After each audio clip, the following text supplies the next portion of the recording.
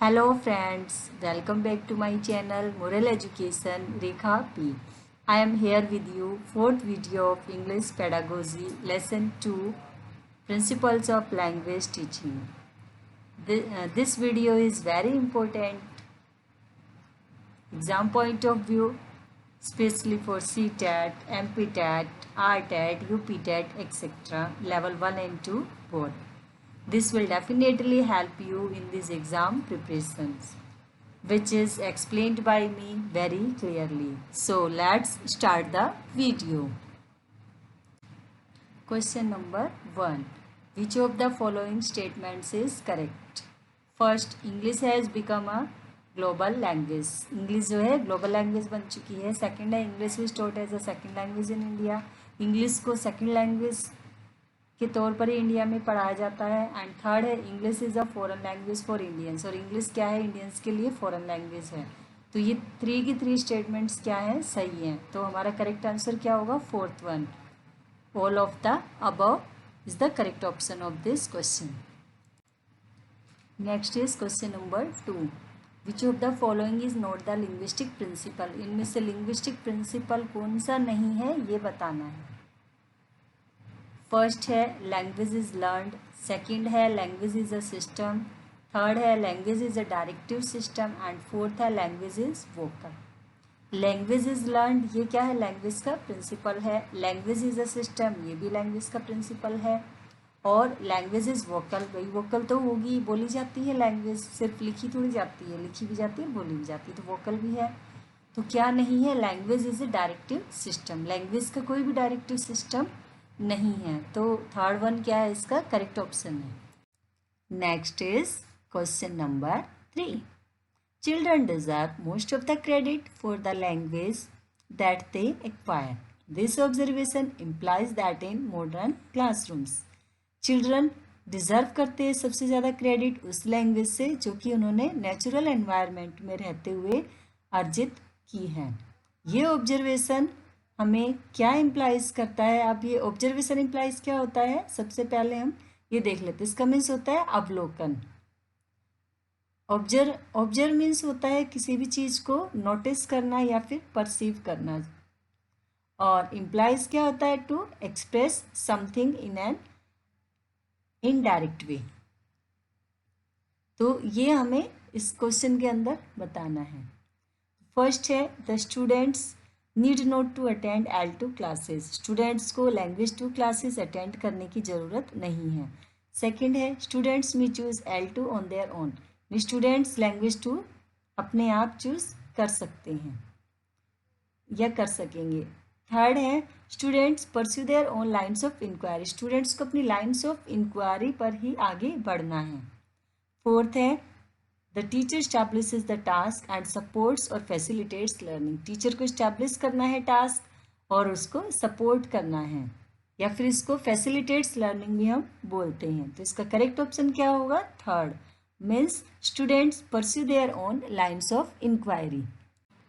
Next is question number 4. Correct English speech includes. First correct pronunciation skill. Second correct speed of the speech skill. And third है proper stress skill and correct intonation skill. And fourth one है all of the above. अब इसके अंदर हमें correct option बताना है कि correct English speech के अंदर क्या क्या शामिल रहता है, क्या क्या इंक्लूड रहता है. तो करेक्ट प्रोनाउंसिएशन स्किल होगा, ये भी सही है, इंक्लूड होगा. सेकेंड है correct speed of the speech skill होगा, ये भी सही है. एंड थर्ड वन भी हमारा इसके अंदर इंक्लूड होगा, भाई प्रॉपर स्ट्रेस होना चाहिए, करेक्ट इंटोनेशन होना चाहिए, ये स्किल भी होगी. तो इसका करेक्ट ऑप्शन क्या होगा, all of the above. Means fourth one is the correct option of question number 4. Let's move on question number 5.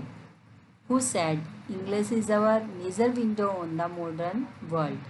First Gandhi ji, second Abraham Lincoln, third Pandit Nehru and fourth है स्वामी विवेकानंद. तो इसका करेक्ट ऑप्शन क्या होगा, पंडित नेहरू ने ये स्टेटमेंट दी है. Third one is the correct option of question number 5. Next is question number 6. The mother tongue as English is taught by.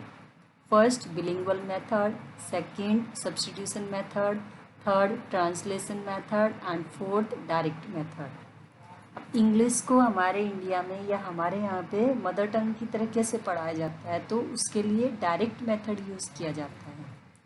तो इसका करेक्ट आंसर क्या होगा? Fourth, direct method. Let's move on question number 7, which is no longer a position of English language in India.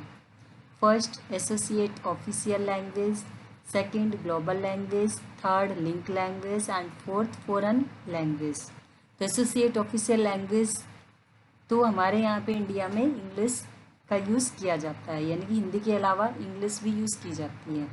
Second है global language, all over world में use की जाती है, ये भी करेक्ट है। थर्ड है link language, English link language है, ये भी करेक्ट है। अब ये बताना है कि कौन सा करेक्ट नहीं है, मीन्स नो लॉन्गर बताना है, ज़्यादा लंबे समय से इसकी पोजीशन नहीं है इंग्लिश लैंग्वेज की इंडिया में, वो बताना।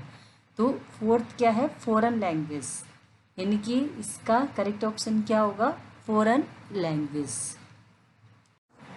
Next is question number 8, which of the following is not a language component. Language का कंपोनेंट बताना है कौन सा नहीं है इनमें से। फर्स्ट है वोकैबुलरी, सेकंड है सिंबल्स, थर्ड है स्ट्रक्चर्स एंड फोर्थ है sound. Vocabulary, symbols and fourth one sound, ये सारे क्या है? लैंग्वेज के कंपोनेंट हैं। और स्ट्रक्चर क्या है? वो लैंग्वेज का कंपोनेंट नहीं है, स्ट्रक्चर लैंग्वेज में नहीं होती है, सेंटेंसेस में स्ट्रक्चर्स का यूज़ किया जाता है। तो थर्ड वन क्या है इसका? करेक्ट ऑप्शन है, means structures. Question number 9, Sarita, English teacher of class 5th, first explains the different parts of a sentence and then she teaches the synthesis of sentences so that her learners can easily understand the concept. She is following the principle of first, known to unknown, second, analysis to synthesis, third, concrete to abstract and fourth है introduction to deduction. अब ये सरिता क्या पूछना चाह रही हैं, क्या बता रही हैं, अपन ये क्वेश्चन क्या है उसको थोड़ा सा समझ लेते हैं, लेंथी क्वेश्चन है। सरिता क्या कर रही है? वो 5th क्लास की इंग्लिश की टीचर हैं, और क्या कर रही है? वो different parts of a sentence, यानी सेंटेंस के डिफरेंट पार्ट्स होते हैं उनको वो क्या कर रही है? एक्सप्लेन कर रही हैं। और उसके बाद वो क्या कर रही है? She teaches the synthesis of sentences, उसके बाद वो सिंथेसिस ऑफ सेंटेंसेस समझा रही हैं। अब ये सिंथेसिस क्या होता है? यानी कि इसके अंदर क्या होता है? छोटे छोटे जो वर्ड्स होते हैं उनको कंबाइन करके सेंटेंसेस बनाना, इसका मीन्स होता है, यानी कि टू कंबाइन सेपरेट एलिमेंट्स, यानी कि जो सेपरेट किए हुए एलिमेंट हैं, अलग अलग जो टुकड़े हैं उनको जोड़ना सिंथेसिस कहलाता है, यानी कि उनको जोड़ना भी बता रही हैं वो, जिससे कि स्टूडेंट्स ईजिली सीख सके। तो वो इसके लिए कौन सा प्रिंसिपल फॉलो करेंगी हमें ये बताना है। फर्स्ट है नोन टू अननोन, यानी कि ये वाला प्रिंसिपल फॉलो करेंगी। नोन टू अननोन मीन्स होता है कि जो चीज़ वो जानते हैं उससे वो उस चीज़ की ओर ले जाएं जिसे वो नहीं जानते, वो चीज़ बताएं, ये वाला प्रोसेस तो वो है ही नहीं। सेकंड है एनालिसिस टू सिंथेसिस, अब वो क्या बता रही है? एनालिसिस टू सिंथेसिस बता रही है। अभी एनालिसिस टू सिंथेसिस क्या होता है? किसी भी कॉम्प्लेक्स प्रॉब्लम को सॉल्व करने के लिए इस मेथड का या इस प्रिंसिपल का यूज़ किया जाता है। फिर आता है आपका कॉन्क्रीट टू एब्स्ट्रैक्ट। अब ये कॉन्क्रीट टू एब्स्ट्रैक्ट क्या होता है? कॉन्क्रीट मीन्स होता है किसी भी चीज़ को हम बताते हैं, एक्सप्लेन करते हैं, तो वो चीज़ों के थ्रू करते हैं, यानी कि विद पिक्चर्स हम उनको एक्सप्लेन करेंगे। हाँ, और इसके अलावा एब्स्ट्रैक्ट क्या होता है? एब्स्ट्रैक्ट वो चीज़ होती हैं, वो ऐसी चीज़ें होती हैं जिन्हें हम टच नहीं कर सकते हैं, सिर्फ हम फील कर सकते हैं, आइडियाज़ होते हैं, यानी कि हमारी फीलिंग्स होती हैं। क्या हम इन्हें टच कर सकते हैं? नहीं, सिर्फ हम इन्हें क्या कर सकते हैं? फील कर सकते हैं। तो वो क्या है? कॉन्क्रीट टू एब्स्ट्रैक्ट में आ जाएगा। फिर आपका फोर्थ आता है इंडक्शन टू डिडक्शन। अब ये इंडक्शन टू डिडक्शन भी क्या है? मेथड है या प्रिंसिपल बोल सकते हैं टीचिंग का। तो इसके अंदर क्या करते हैं? फर्स्ट ऑफ ऑल एग्जाम्पल्स देंगे, उसके बाद क्या करते हैं? रूल्स की तरफ जाते हैं। सबसे पहले कोई भी कुछ भी टॉपिक क्लियर कर रहे हैं उसका पहले एग्जाम्पल देंगे सबसे पहले, उसके बाद देन रूल्स को फॉलो करते हैं। तो ये इस क्वेश्चन के साथ साथ हमारे ये 4 के 4 क्लियर हो गया। अब इसके आंसर की तरफ चलते हैं, क्या है इसका आंसर? अब ये हमारा क्वेश्चन नंबर 9 था, तो इसका करेक्ट ऑप्शन क्या होगा? Concrete to abstract.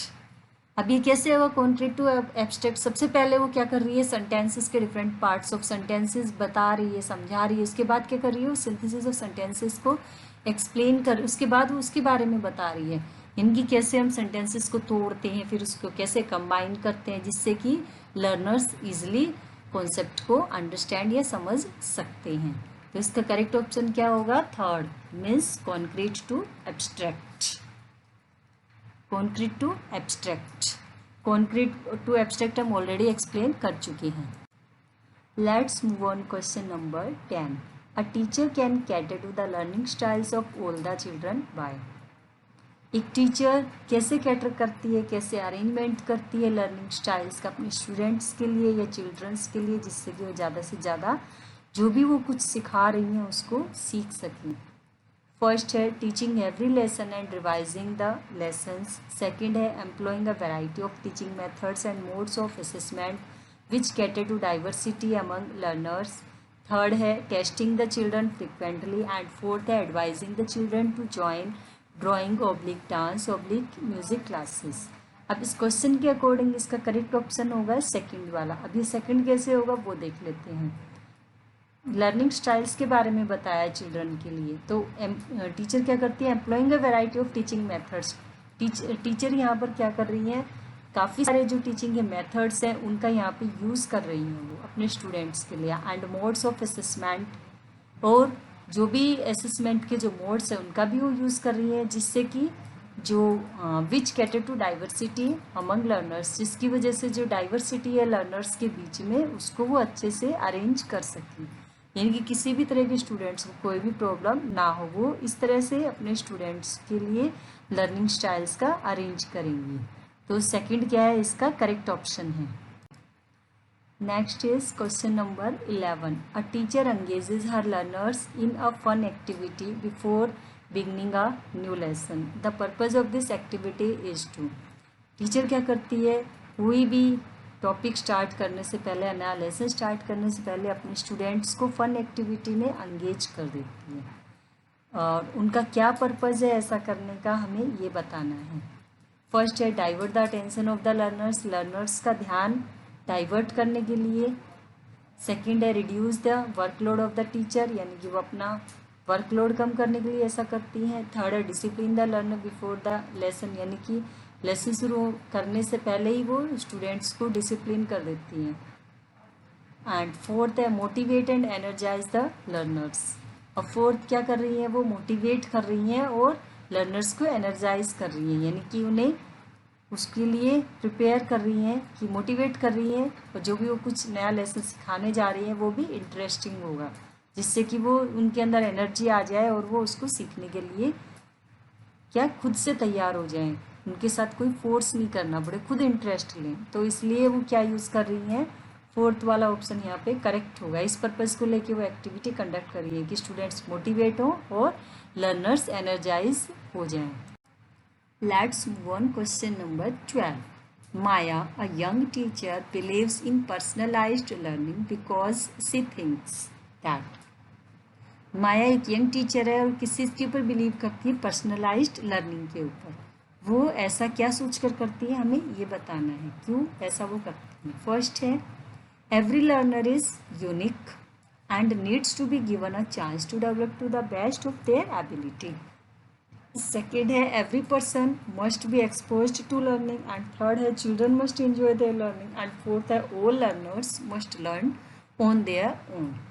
तो इसका करेक्ट आंसर क्या होगा, इसका करेक्ट आंसर होगा फर्स्ट वन। बाकी सेकंड, थर्ड और फोर्थ क्या है, नेगेटिव हैं, यानी कि वो ऐसा नहीं सोचती है। इस क्वेश्चन के अकॉर्डिंग वो आंसर नहीं होगा। तो अब ये फर्स्ट वाला क्यों होगा, ये अब ये भी देख लेते हैं।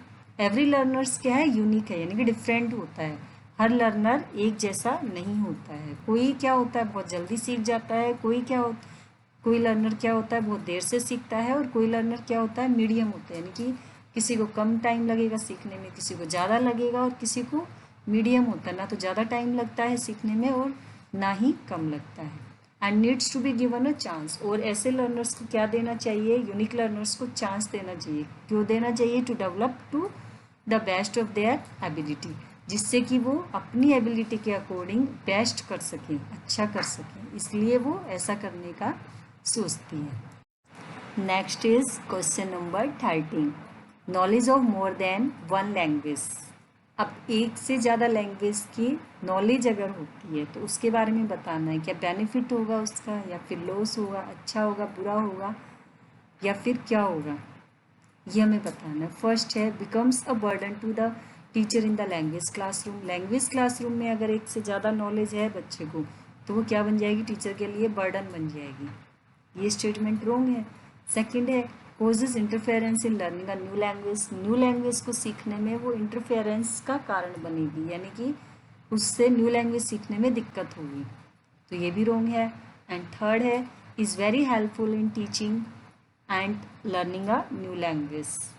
क्या है ये जो knowledge of more than one language, यानी कि एक लैंग्वेज से ज़्यादा अगर नॉलेज है किसी दूसरी लैंग्वेज की तो वो क्या है, ये क्या होती है, इज़ वेरी हेल्पफुल, बहुत हेल्पफुल होती है टीचिंग में एंड किसी भी नई लैंग्वेज को सीखने में। वो जो लैंग्वेज है किसी की, जिस भी लैंग्वेज की ज़्यादा नॉलेज है वो ज़्यादा हेल्पफुल होती है, अच्छी होती है, बुरी नहीं होती। एंड फोर्थ है confuses the learners while learning a new language. जब लर्नर्स कोई न्यू लैंग्वेज सीखेंगे तो उस दौरान वो क्या होंगे, उस समय क्या होंगे, कन्फ्यूज हो जाएंगे लर्नर्स, कोई लैंग्वेज उन्हें पहले से ज़्यादा आती है। तो ये क्या थे, 1, 2 और 4 क्या है ऑप्शन, ये रॉन्ग है। तो थर्ड क्या है इसका करेक्ट ऑप्शन है, हेल्पफुल होती है, ना कि बर्डन होगी या फिर इंटरफेरेंस का कारण बनेगी या फिर कंफ्यूज करेगी लर्नर्स को। Next is question number 14, a 12-year-old child enjoys using puns. This enjoyment indicate that he has. एक 12 साल का बच्चा है, वो इंजॉय करता है पन्स को यूज़ करते हुए, उसे मज़ा आता है ऐसा करने में। दिस इंजॉयमेंट क्या, ये इंजॉयमेंट क्या इंडिकेट करता है, क्या बताता है, ये बताना है। फर्स्ट है मेटा लिंग्विस्टिक अवेयरनेस, सेकंड है डिडक्टिव रीजनिंग, थर्ड है मेंटल ब्लॉक्स एंड फोर्थ है सिमेंटिक स्लैंटिंग। तो इसका करेक्ट आंसर क्या होगा, डिडक्टिव रीजनिंग के लिए वो नहीं करता है, उसे डिडक्टिव रीजनिंग नहीं है, ये तो रॉन्ग है। फिर मेंटल ब्लॉक्स भी नहीं है, ये भी रॉन्ग है क्योंकि वो पन्स का यूज़ कर रहा है। सिमेंटिक स्लैंटिंग भी नहीं होगा क्योंकि वो क्या कर रहा है, पन्स को यूज़ करते हुए इंजॉय कर रहा है। इसका करेक्ट आंसर क्या होगा, फर्स्ट वन होगा, मेटा लिंग्विस्टिक अवेयरनेस है, वो इसलिए उसको इंजॉय कर रहा है। Next is question number 15, while teaching language to learners a teacher should teach. First है in an integrated manner, second है थ्रू इमिटेशन, थर्ड है by giving instructions and fourth है इन आइसोलेशन। यानी कि टीचर क्या कर रही है, यहाँ पे क्या क्वेश्चन है, वाइल टीचिंग लैंग्वेज, लैंग्वेज को टीच करते समय टू लर्नर्स और टीचर, लर्नर्स के लिए टीचर क्या कर रही है, शुड टीच, उसे क्या कर सिखाना चाहिए, ये है कि भी वो किस तरीके से करेगी जिससे कि लर्नर क्या कर सके, यहाँ पे लैंग्वेज को सीख सके। टीचर को क्या करना चाहिए ये बताना है हमें इस क्वेश्चन में। तो फर्स्ट है in an integrated manner, integrated manner में उन्हें करना चाहिए, यानी कि सब चीज़ों को मिक्सअप कर देना चाहिए, ये भी रॉन्ग है। सेकंड है थ्रू इमिटेशन, इमिटेशन के थ्रू सिखाना चाहिए, यानी कि किसी की नकल करके सिखाना चाहिए, ये भी रॉन्ग है। एंड थर्ड है बाय गिविंग इंस्ट्रक्शंस, इंस्ट्रक्शंस के थ्रू सिखाना चाहिए, यानी कि उन्हें इंस्ट्रक्शंस देने चाहिए बच्चों को, अब ये करना है, अब वो करना है, अब ये करना है, इसके बाद हम ये करेंगे, इसके बाद वो करेंगे, इस तरीके से इंस्ट्रक्शन देने चाहिए जिससे कि स्टूडेंट्स अच्छे से समझ पाएँ या सीख पाएँ। एंड फोर्थ है इन आइसोलेशन, या फिर बिल्कुल आइसोलेट कर देना चाहिए, बिल्कुल अलग कर देना चाहिए, आइसोलेशन भी करना चाहिए। तो क्या है ये 1, 2 और 4 क्या है हमारे रॉन्ग ऑप्शन है, और करेक्ट ऑप्शन क्या है, थर्ड बाय गिविंग इंस्ट्रक्शंस। यानी कि टीचर कोई भी लैंग्वेज को टीच करते समय क्या करती हैं, सबसे पहले क्या करेंगे, इंस्ट्रक्शंस देंगे, यानी कि उन्हें बताएंगे क्या करना है, कैसे करना है, क्या है, उसके लिए इंटरेस्ट क्रिएट करेंगे, इंस्ट्रक्शंस देंगे, बताएंगे उसके बारे में। Next is question number 16, in learning a new language.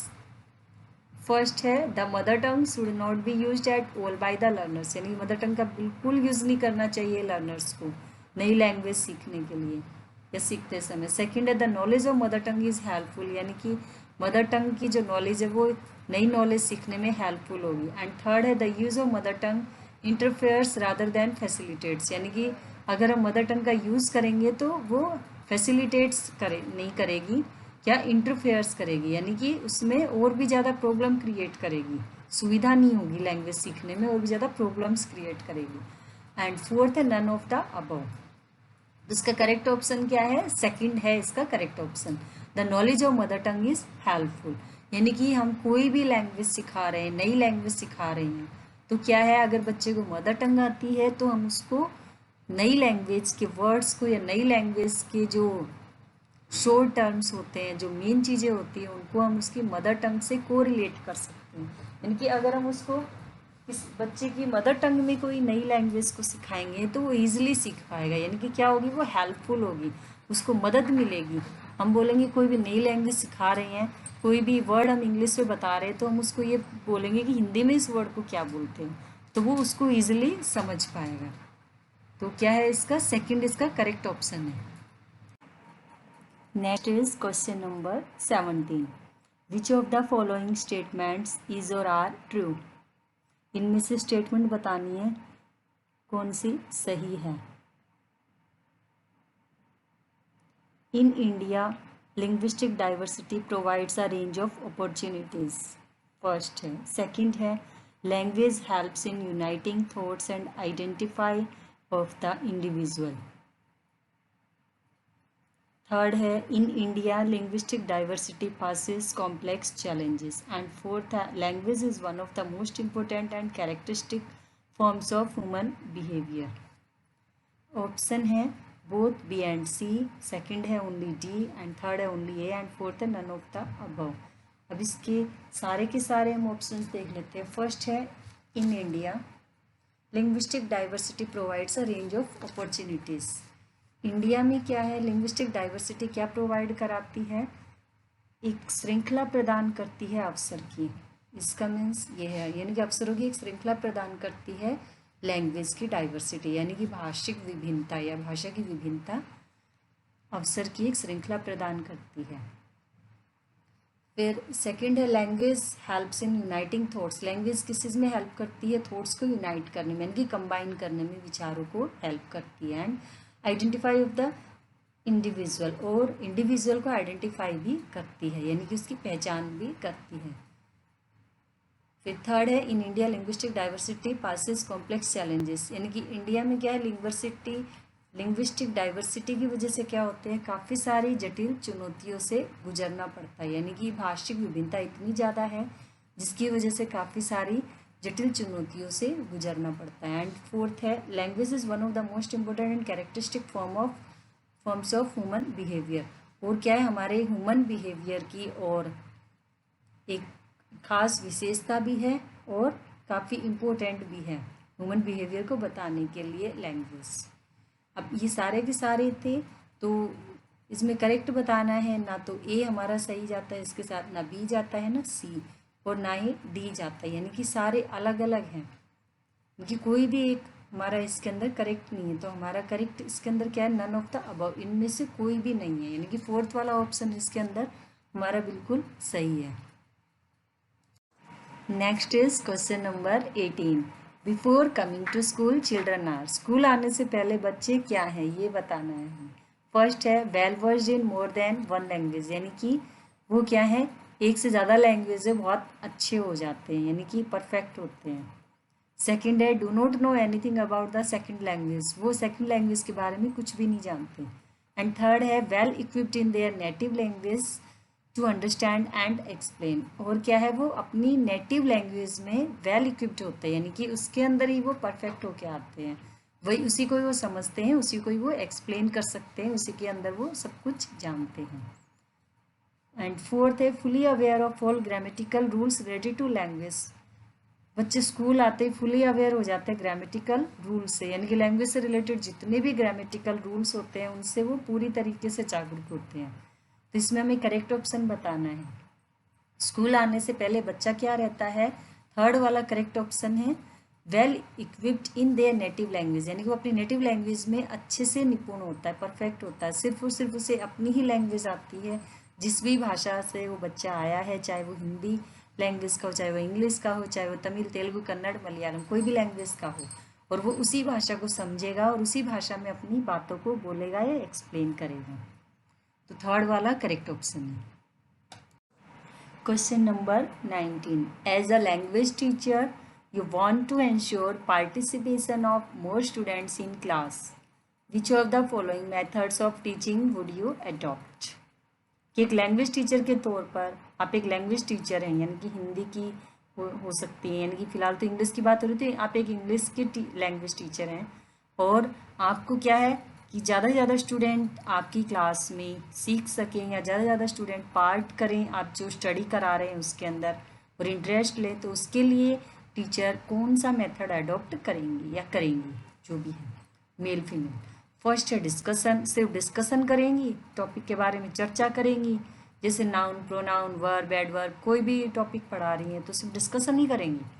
Second है डेमोन्स्ट्रेशन, डेमोन्स्ट्रेशन देंगी।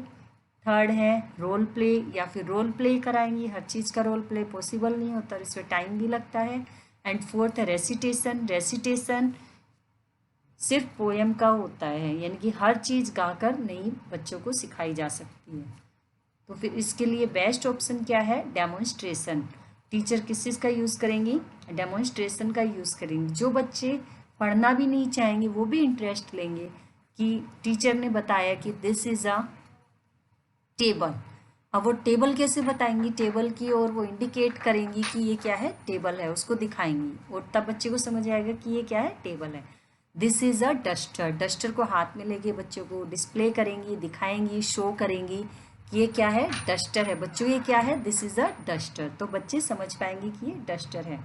और भी कोई भी चीज़ वो पढ़ा रही है तो उससे रिलेटेड वो क्या दिखाएंगी, उन चीज़ों को दिखाएंगी bye picture.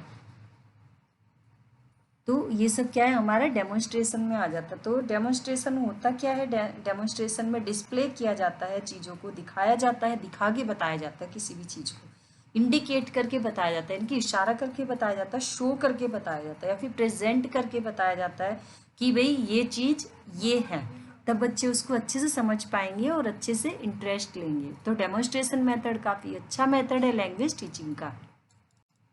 Next is question number 20. A teacher of class 3rd wants learners to know about Diwali festival and write a small paragraph on it. She should. एक टीचर है थर्ड क्लास की, वो अपने स्टूडेंट्स को दिवाली के बारे में बताना चाहती हैं। कैसे बताएंगी, तो उन्होंने उसके लिए क्या किया, बच्चों को एक स्मॉल पैराग्राफ दिया लिखने के लिए। तो इसके लिए वो क्या करना चाहेंगी, क्या बताएंगी कि बच्चों आप ये कैसे लिख सकते हो। First, ask different students to tell their experiences in their class about celebrating Diwali and then sum up. तो वो क्या करेंगी, then sum up है, तो उसके लिए वो क्या करेंगी, स्टूडेंट्स को, काफ़ी सारे स्टूडेंट्स को क्या बताएंगी, एक्सपीरियंस बताएंगी। क्या बोलेंगी कि स्टूडेंट्स को बोलेंगी भाई अपने दिवाली के एक्सपीरियंसेस बताओ कि कैसे दिवाली सेलिब्रेट करते हैं, और फिर उनको वो कंबाइन करेंगी। सेकंड है give homework to learners to write 10 lines on Diwali. अब क्या, या फिर सेकंड वाला ऑप्शन करेंगी वो बच्चों को बताने के लिए, बच्चों को होमवर्क दे देंगी और बोलेंगी कि बच्चों आपको क्या करना है कि 10 लाइन्स दिवाली के ऊपर लिख कर लानी है। फिर थर्ड है read out about Diwali from an essay book. तो वो थर्ड वाला क्या बोलेंगी, भाई सबसे पहले आपको क्या करना है, दिवाली के बारे में एसे बुक से पढ़ना है, उसके बाद you have to write. And fourth है write about the festival on black board and ask students to copy it.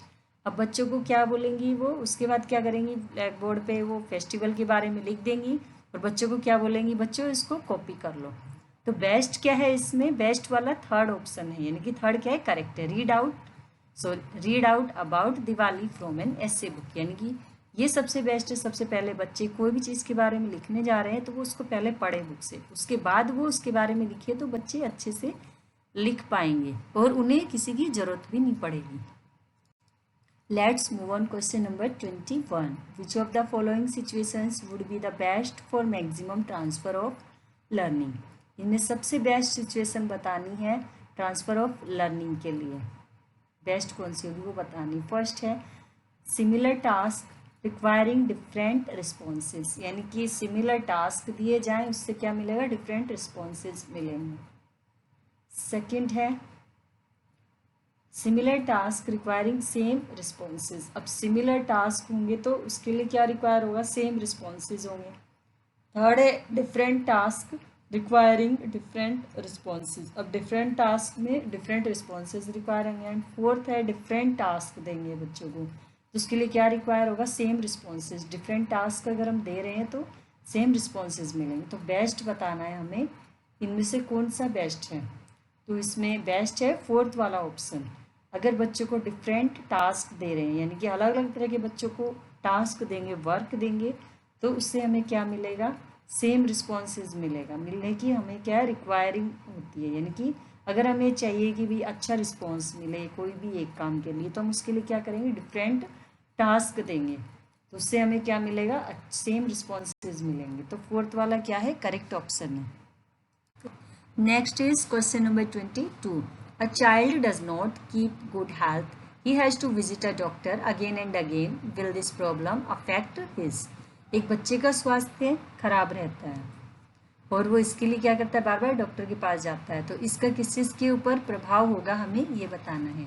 उसके टॉकिंग स्पीकिंग पे, सेकंड एक्विजिशन ऑफ लैंग्वेज पे, थर्ड है लर्निंग पे, या फिर फोर्थ है नन ऑफ द अबव। यानी कि इसका किस चीज़ के ऊपर इफेक्ट होगा, लर्निंग पे, यानी कि थर्ड वन क्या है, इसका करेक्ट ऑप्शन है। Next is question number 23. If a student ask a teacher a question in the class, what would the teacher do? यदि कोई स्टूडेंट क्लास में टीचर से क्वेश्चन पूछता है तो टीचर क्या करेगा, यानी कि टीचर को क्या करना चाहिए हमें ये बताना है। फर्स्ट है advise to meet after the class, उसको सलाह देंगे कि भाई वो क्लास के बाद मिले। सेकेंड है encourage to participate in the discussion in the class, यानी कि उसको अनकरेज करेंगे, उसको प्रोत्साहित करेंगे कि वो क्लास डिस्कशन में ही पार्टिसिपेट करे। थर्ड है encourage to ask more questions, यानी कि वो ज़्यादा से ज़्यादा क्वेश्चन पूछे। फिर फोर्थ है encourage to search answers independently, यानी कि उसको अनकरेज करे कि वो खुद ब खुद आंसर ढूंढे, यानी कि टीचर से ना पूछे। इसका करेक्ट ऑप्शन क्या होगा, सेकंड वन इसका करेक्ट ऑप्शन है, means encourage to participate in the discussion in the class. यानी कि बच्चे को कुछ भी पढ़ाया जा रहा है और किसी बच्चे को कोई डाउट है और वो उसके ऊपर कोई क्वेश्चन रेज करता है तो टीचर को उसको गुड बोलना चाहिए कि आपने अच्छा क्वेश्चन पूछा और उसकी प्रॉब्लम को क्लास डिस्कशन में ही सॉल्व करना चाहिए। ये सेकंड क्या है, इसका करेक्ट ऑप्शन है। Next is question number 24. B.F. Skinner claimed that language is learned through first reinforcement and engagement, second repetition and approximation, third drill and practice, fourth immersion and employment. इसका correct option क्या होगा, third drill and practice. B.F. Skinner ने भी सबसे ज़्यादा किस चीज़ के ऊपर स्ट्रेस दिया है कि ज़्यादा से ज़्यादा ड्रिल एंड प्रैक्टिस किया जाए जिससे कि स्टूडेंट्स कोई भी नई लैंग्वेज को ईजिली सीख सकते हैं without any stress and burden. Let's move on. Question number 25. A language textbook for class first starts with poems and stories, complete text and ends with the alphabet. Which approach does this kind of arrangement reflect in language pedagogy? Class first की text book है, language text book है जो कि कहाँ से start हो रही है, पोएम्स एंड स्टोरी से। कंप्लीट टेक्स्ट जो है वो इसी फॉर्म में है और कहाँ पे एंड हो रही है, किस चीज़ के साथ एंड हो रही है, एंड्स विद द अल्फ़ाबेट्स के साथ ही एंड हो रही है। तो यहाँ पे कौन सा अप्रोच यहाँ पे सबसे बेटर रिफ्लेक्ट हो रहा है वो हमें बताना है। फर्स्ट है एस्थेटिक अप्रोच, सेकंड है टॉप डाउन अप्रोच, थर्ड है एक्लेक्टिक अप्रोच एंड फोर्थ है बॉटम अप अप्रोच। तो हमारा करेक्ट ऑप्शन क्या होगा, second, means top down approach. भी टॉप डाउन अप्रोच क्या होता है वो भी देख लेते हैं। It focuses on breaking down a big problem into smaller and understandable chunks. ये किस चीज़ के ऊपर फोकस करता है कि भाई जो भी प्रॉब्लम्स हैं उनको छोटे छोटे पीसेज में, छोटे छोटे टुकड़ों में उसको हम क्या कर ले, ब्रेक कर ले, तोड़ लें। और अगर हम प्रॉब्लम्स को छोटे छोटे उसमें टुकड़ों में या पार्ट्स में डिवाइड कर लेंगे तो उससे क्या रहेगा, बच्चों को समझाने में बहुत ही ईजी रहेगा, यानी कि बहुत अच्छे से वर्क करता है top down approach class first level पर। Let's move on question number 26. A teacher asked the learners to think of ideas quickly about the topic save water. and also ask them to note down their ideas before writing an article on save water. She is focusing on, यानी कि teacher को बच्चों को prepare करना है कि वो खुद ब खुद आर्टिकल लिखें सेव वाटर के ऊपर। उससे पहले उनको थिंक करना है, यानी कि सोचना है, वो आइडियाज़ बतानी है फटाफट और उन आइडियाज़ को अपनी नोटबुक में लिखना है राइटिंग ये आर्टिकल लिखने से पहले। तो इस चीज़ ये कराने के लिए वो किस चीज़ के ऊपर फोकस करेगी हमें ये बताना है। फर्स्ट असेसमेंट करेगी, असेसमेंट नहीं करना भाई यहाँ पे टीचर को। सेकंड है ब्रेनस्टॉर्मिंग करवाएगी। फिर थर्ड है ड्रिल कराएगी, खूब सारी प्रैक्टिस कराएगी। ये भी नहीं है भाई यहाँ पर, पॉसिबल नहीं लग रहा इस आंसर के साथ में। और फोर्थ है चेकलिस्ट या फिर चेकलिस्ट करेगी। भाई यहाँ पे चेकलिस्ट का तो कोई मतलब ही नहीं बनता, तो इसका करेक्ट आंसर क्या होगा? Brainstorming means second one is the correct option.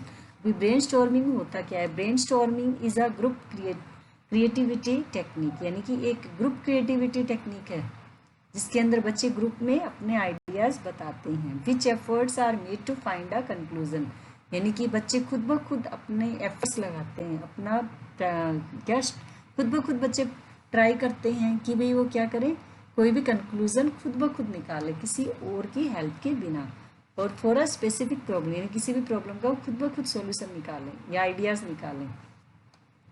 तो ये क्या है? काफ़ी क्रिएटिव टेक्निक है जिसके थ्रू हम क्या कर सकते हैं? टू सॉल्व अ प्रॉब्लम, या कोई भी प्रॉब्लम हम सॉल्व कर सकते हैं।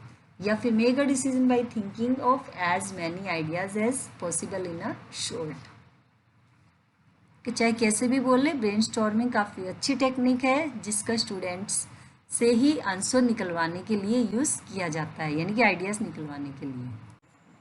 Next is question number 27. A child in class second will initially learn the language in the most effective manner through which one of the given methods. Second class के अंदर बच्चे को किस तरीके से लर्न को मोस्ट इफेक्टिव मेथड से learn कराया जाए ये बताना है। फर्स्ट है प्लेवे मेथड, सेकंड है प्रैक्टिस एंड ड्रिल, थर्ड है इमिटेशन एंड फोर्थ है all of the above. Friends, playway method, practice and drill, all of the above, ये all these three option are wrong. ये सारे option इस question के साथ match नहीं करते क्योंकि हम किस चीज़ की बात कर रहे हैं? क्लास सेकंड की बात कर रहे हैं। तो क्लास सेकंड में मोस्ट इफेक्टिव जो मेथड रहेगा वो क्या रहेगा? इमिटेशन मेथड रहेगा। अब इमिटेशन मेथड क्या रहता है? जैसे हम बच्चे को कोई भी वर्ड या कोई भी सेंटेंस बच्चे को बोलना सिखाते हैं तो बच्चा उसकी क्या करता है? कॉपी करता है। इमिटेशन मीन्स क्या होता है? A copy of something real, the act of कॉपिंग somebody और समथिंग, यानी कि बच्चा क्या करता है यहाँ पे जो भी कोई कुछ भी बोलेगा या करेगा उसकी क्या करता है? वो कॉपी करता है, मीन्स नकल करता है। और जैसे हम बोलेंगे बच्चा अगर वैसा करता है तो मोस्ट इफेक्टिवली मैनर से यहाँ पे क्या करेगा? अच्छे से लैंग्वेज को वो सीख पाएगा। तो थर्ड वन क्या है इसका? Correct option means imitation. Next is question number 28. Smriti, a class second teacher, has been assigned the task of teaching English to her students. Which factors she should keep in mind? Smriti second class की teacher है और उनको एक task दिया गया है, means work दिया गया है क्या करने का? सेकंड क्लास के बच्चों को इंग्लिश टीच करने का, इंग्लिश पढ़ाने का। तो वो कौन से फैक्टर्स को ध्यान में रखते हुए वो अपना टीचिंग करेगी, हमें ये बताना है। फर्स्ट है all students are alike in their attitudes and aptitude, यानी कि सभी स्टूडेंट्स क्या होते हैं? एक ही जैसे होते हैं, चाहे उनका एटीट्यूड्स हो, बिहेवियर हो, एप्टीट्यूड हो या फिर सीखने का तरीका हो, यानी कि सब क्या है? वो अलाइक होता है, मीन्स सेम नहीं होता है। सेकंड है all students come from same type of family background, सभी बच्चे क्या हैं? एक ही तरह के फैमिली बैकग्राउंड से आते हैं। ये भी रॉन्ग है क्योंकि सब बच्चे एक ही तरह के फैमिली बैकग्राउंड से नहीं आते, सब बच्चों का फैमिली ग्राउंड डिफरेंट होता है। फिर आपका थर्ड है all learners possess different abilities, personalities and belong to different backgrounds. अब जितने भी सारे के सारे लर्नर्स हैं उनकी एबिलिटीज़ कभी डिफरेंट होती है, सबकी अपनी अपनी अलग एबिलिटीज़ होती है, योग्यताएं होती हैं, पर्सनैलिटीज़ और सबकी अलग अलग पर्सनैलिटीज़ होंगी। And belong to different background, और सभी बच्चे जो हैं अलग अलग बैकग्राउंड से बिलोंग करते हैं, यानी कि अलग अलग बैकग्राउंड से, फैमिली बैकग्राउंड से आते हैं, यानी कि कोई अमीर घर से आता है, यानी कि कोई रिच फैमिली से आता है, कोई पुअर फैमिली से आता है, तो कोई मिडल फैमिली बैकग्राउंड से आता है। एंड फोर्थ है all students are equally motivated to learn English language, यानी कि सारे स्टूडेंट्स इक्वली मोटिवेटेड रहते हैं इंग्लिश लैंग्वेज को लर्न करने के लिए। तो भी फोर्थ वाला भी रॉन्ग होगा, क्योंकि इंग्लिश एक तो हमारी मदर टंग नहीं है और ऊपर से वो सेकंड लैंग्वेज है, तो इक्वली मोटिवेटेड नहीं रह सकते। तो इसमें क्या रहेगा, थर्ड जो है हमारा ऑप्शन करेक्ट है। Means all learners possess different abilities, personalities and belong to different background. Next is question number 29. Which is the most effective teaching method in a language class? Language class से most effective teaching method कौन सा है, 29 question में हमें बताना है। First है reading out letters and essays from a book. Letters और एसेज को बुक से पढ़कर सुनाएं। सेकंड है emphasis on reading with correct intonation and speed, यानी कि सबसे ज़्यादा क्या करना, एम्फेसिस करना, जोर देना, रीड करें करेक्ट नोशन एंड स्पीड के साथ में। थर्ड है laying too much emphasis on correct pronunciation, correct pronunciation के ऊपर सबसे ज़्यादा स्ट्रेस देना। फोर्थ है डिस्कसिंग अ टॉपिक और idea of learners interest using simple vocabulary, इनकी एक टॉपिक को डिस्कस करना लर्नर्स के आइडियाज़ के साथ में और सिंपल वोकेबुलरी का भी यूज़ करते हुए। तो इसमें क्या होगा, फोर्थ वन हमारा करेक्ट ऑप्शन है। क्यों है फोर्थ वन, क्योंकि इसके अंदर टॉपिक भी डिस्कस किया जा रहा है और इसके अंदर लर्नर्स के इंटरेस्ट के आइडियाज़ भी हैं और वोकेबुलरी क्या है, काफ़ी सिंपल है और ये बेस्ट मेथड है और काफ़ी इफ़ेक्टिव भी है। स्टूडेंट्स इसको ईज़िली अंडरस्टैंड भी कर सकते हैं और कम समय में ज़्यादा गेन कर पाएंगे, ज़्यादा अच्छे से समझ पाएंगे। Last question of this video, that is question number 30. In a language learning class, meaningful environment can be created by. Language learning class में मीनिंगफुल एनवायरनमेंट कैसे क्रिएट किया जा सकता है वो बताना है। फर्स्ट है कनेक्टिविटीज़, ये भी काफ़ी अच्छा है। सेकंड है ड्रामेटाइजेशन, ये भी बहुत अच्छा मेथड है। थर्ड है स्टोरी टेलिंग, ये भी बहुत अच्छा है। एंड फोर्थ है ऑल ऑफ द अबव, क्योंकि फन एक्टिविटीज़ के थ्रू भी बच्चे बहुत अच्छे से सीखते हैं, ड्रामेटाइजेशन में भी बच्चे एक्टिवली पार्ट लेते हैं और इंटरेस्ट भी लेते हैं, और स्टोरी टेलिंग तो बच्चों का फेवरेट मेथड है ही है, क्योंकि इसमें बच्चे इमेजिनेशन भी करते हैं और क्वेश्चन भी पूछ लेते हैं। और क्या होगा इसका, fourth means all of the above correct option है। Friends, all these were 30 questions which is very important from the exam point of view. I hope you will definitely get benefited from this video. So, if you like this video, please don't forget like, share and subscribe this. Friends, last में इतना ही कहना चाहूँगी, आप अपने घर पर रहिए, corona से बच के रहिए और वैक्सीनेशन ज़रूर लें और लापरवाही बिल्कुल ना बरतें। स्वस्थ रहिए, मस्त रहिए, हंसते रहिए और till then keep watching and wait for the next video.